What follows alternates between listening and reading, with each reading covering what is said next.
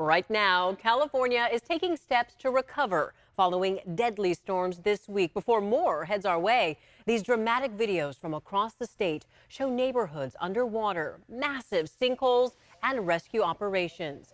At least 17 people have died statewide in the storm as some of the state braces for up to 7 inches of rain today, with more coming soon. Good evening. Thanks for joining us. I'm Laura Painter. Tonight, our storm watch continues. The San Joaquin River near the small town of Newman in Stanislaus County is on the rise tonight. Right now, there's an evacuation order for people living near the river. But as ABC 10's Kurt Rivera reports, not everyone is in a hurry to leave. Renee and her dog Lil Fella are packing up and moving out. It's only temporary. It'll still be my home.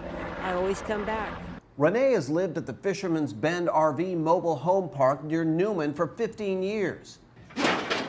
She's taking precious keepsakes as the rising San Joaquin River flows just yards from her space. I came back for my photo albums, all my pictures and stuff, because they get wet in the shed. All right. Eric Bradley lives near the RV park, but came over to do what he can to move people out. Because they need it. The river's going to take all their stuff, and they don't have any way to do it themselves. The owner here tells me there's 55 sites here for mobile homes and RVs, but some of the people here say they don't want to leave because they have nowhere else to go. I just think everybody's jumping the gun. Ron Davis has a motorhome just 20 feet or so from the river. And I'm not leaving. Like I don't have to leave. I'm a grown adult, and I could tell when I need to leave. Just down River Road, Michelle Johnson has seen floodwaters race under her home in the past. She's ready to leave, along with a friend she helped move from another RV park. Oh, all of our stuff's prepared. Oh. We have bags packed. All of our personal items that we want to take with us is already prepared and ready to go. Everybody out here is mostly really neighborly anyways, just in general. So that's real nice. That's one of the reasons I always love to live out here. Stanislaus County officials say the evacuation order is being monitored on an hour-by-hour basis. For now, it remains intact as long as the San Joaquin River continues to be a potential danger. Emergency officials tell us 82 families were ordered to leave this area. 31 families have refused. One assisted living home in Newman was also evacuated. There are 2 evacuation centers in Stanislaus County open right now, one at the Salvation Army in Modesto and another at Yolo Middle School in Newman. The National Weather Service confirms a tornado touched down in the town of Milton yesterday just after 4 a.m. It happened near a small reservoir and Hogan Dam Road, uprooting white oak and pine trees. As an EF1 tornado, the winds peaked at around 90 miles per hour. Meanwhile, in Oakdale, straight-line winds picked up a horse barn and moved it up and over a 5-foot fence. Thankfully, there were no reported injuries or deaths. Certainly scary moments for sure, Monica. Even driving into work on the freeway, I could feel those wind gusts really pushing my car. I know. It seems like we've been dealing with one weather hazard to another, anywhere from flood to wind, rain, snow, and this is storm number 7 in a series of 9. What we're dealing with right now is some of the heavier bands of rain coming through from storm system number 7. Snow just now starting to pick up for this Sierra. Here's a little closer perspective. You can see in those darker green areas and a few of those yellow pockets. That's where we are picking up some slightly heavier precipitation. And again, we had a break earlier today for this Sierra. That is not the case right now. Starting to snow right now. It's going to be an interesting story, though, for the high country with changing snow levels. That snow line actually goes up overnight above the passes. Still have that winter weather advisory in effect until 4 o'clock tomorrow morning with additional new snow accumulation and difficult travel continuing through tonight. For the valley, it's a flood watch through tomorrow morning. Rainfall and runoff still a problem with street flooding and creeks and streams still getting very close to overflowing their banks. Rain totals just now starting to pick up through the Central Valley. We saw some decent rain come through earlier today for the Bay Area, about a ½ an inch to an inch of rain. All that now moving its way through the valley. And you can see the timeline here. We clear out pretty quickly for tonight. Thursday, right now, is going to be a completely dry day. But storm number 8 and 9 on the way. We've got another storm lineup that's headed our way into the weekend. Laura, more on that coming up. All right, Monica, thank you.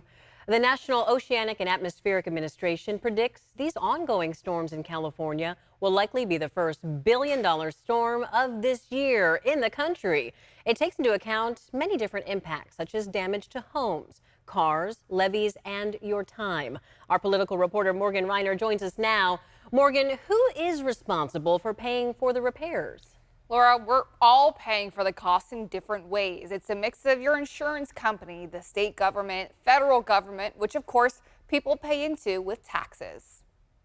One video after another shows the extent of the damage in California and the cleanup ahead. The size of California, so many assets that are vulnerable near the coast, just large populations, large economic sectors to be impacted. And now there's almost a price tag to it. This will likely be the first $1 billion disaster in 2023. Adam Smith is an applied climatologist at NOAA's National Center for Environmental Information. He's the lead researcher for the annual $1 billion Weather and Climate Disasters Report. It takes into account many different impacts, such as damage to homes, businesses, government assets like schools, all the contents of those structures, time element losses like business interruption or loss of living quarters.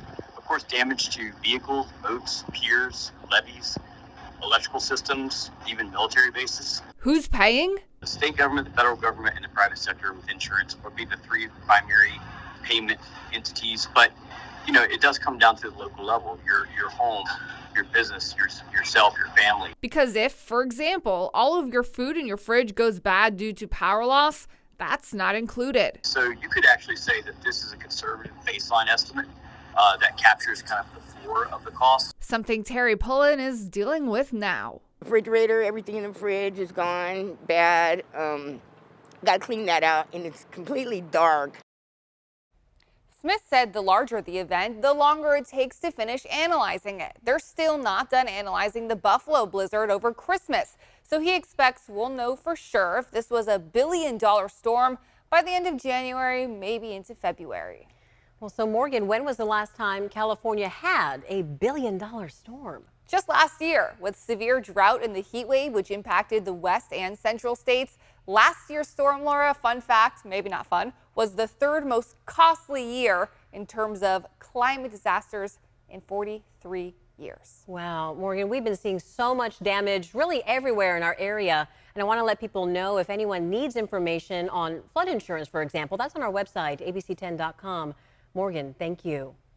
Meanwhile, a positive from all these storms blasting our region. It's shaping up to be great conditions for skiers and snowboarders just in time for the holiday weekend. Our Devin Truby went up towards the Sierra Tahoe region and joins us with an update and what to prepare for. 313 inches of snowfall so far this season is leading us to an exciting holiday weekend for skiers and snowboarders. This stretch of Highway 50 will soon be packed with cars heading up to ski and snow this weekend. Sierra Tahoe is expecting a crowd, but they don't know how many due to the recent weather. There definitely, I think, with so many storms, we really haven't seen the crowds coming up. But they don't expect it'll be as bad as 2020, the weekend after the holiday when they had to deal with capacity restrictions due to COVID-19. We have not seen numbers like that. It was basically kind of the perfect storm. We had incredible conditions, a great snowstorm right before the weekend, and then we hit our capacity prior to guests even being able to get up here. So I don't see that being the same. They're recommending checking resort websites and Caltrans before heading up, and Caltrans is already working on the roads, and residents are preparing for more storms. I have a generator. I'm one of the luckier ones. My son set me up with that, so all I have to do is start the thing. Ilona has been living near Pollock Pine since the 1970s and says during these times they used to tunnel through the snow. So while these storms might seem like a lot right now, she said that's nothing compared to the past. And over the years it kind of dwindled down.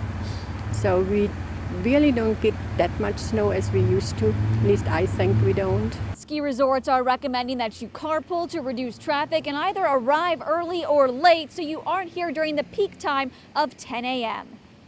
Great advice, Devin. Thank you. Well, heads up, if the weather does slow you down, if you bought passes and Sierra at Tahoe is at capacity by the time you make it up the hill this holiday weekend, they say they will honor your pass for another day. Here at ABC 10, we stand for you. We made a list of resources to help you deal with the aftermath of the storm and to prepare for even more rain. Just text the word storm to 916-321-3310. We'll send you everything you need to know straight to your phone.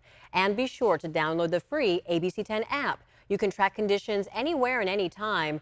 We are also linked to the National Weather Service, so any important weather statements like the tornado warning from earlier this week or severe thunderstorm warnings will get sent right to your phone from the app, keeping you and your family safe.